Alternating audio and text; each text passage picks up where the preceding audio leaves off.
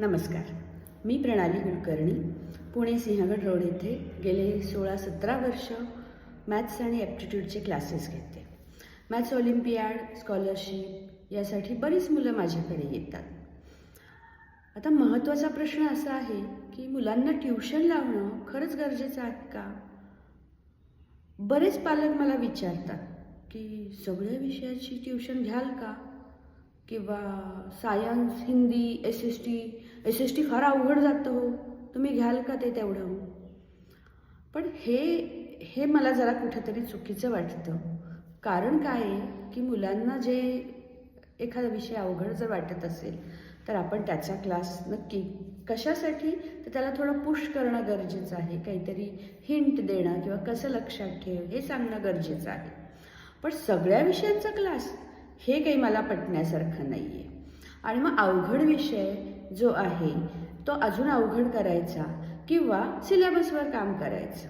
सिलेबसवर काम म्हणजे काय की समजा एखाद्या मुलाला एखादा विषय अवघड जातो आहे तर मग त्याचं कसा आकलन करून घ्यायचं, कसं लक्षात ठेवायचं, माइंड मॅप कसा करायचा किंवा डायग्रॅम कशा लक्षात ठेवायचा, त्याच्यासाठी काही शॉर्टकट आहे का, काही ट्रिक आहे का, किंवा आपण मेमराईज करून काही गोष्टी साध्य करू शकतो.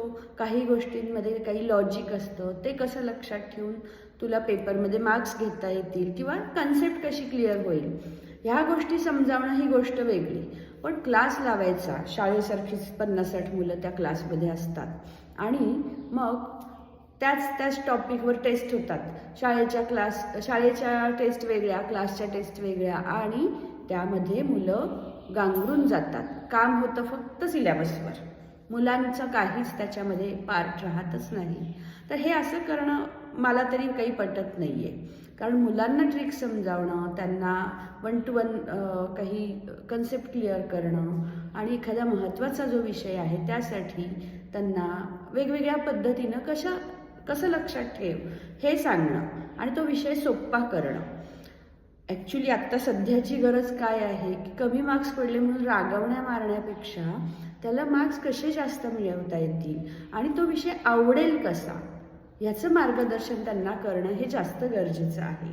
कारण विषय आवडलाच नाही तर ते पाठ करून मार्क्स मिळवतील तुमच्या समाधानासाठी, पालकांच्या समाधानासाठी, पण त्याला काहीच अर्थ राहणार नाही. आणि मग हीच मुलं पुढे जेव्हा कॉम्पिटिटिव्ह एक्झामला जातात तेव्हा त्यांना कुठेतरी मागे पडतात किंवा कन्सेप्ट क्लिअर नसल्यामुळे त्यांना तो विषयाचा तिटकारा यायला लागतो आणि मग दाखवण्यासाठी काही गोष्टी वेगळ्या केल्या जातात, प्रत्यक्षात त्यांचा इंटरेस्ट काही वेगळा असतो आणि याच्यामध्ये नुकसान आपलंच आणि आपल्या मुलांचं आहे. हे पालकांनी समजून घ्यायला पाहिजे आणि आत्तापासूनच ठरवायला पाहिजे की क्लास लावायचा तर तो कोणता लावायचा आणि त्यासाठी मुलांकडनं काय काय करून घ्यायचं. धन्यवाद.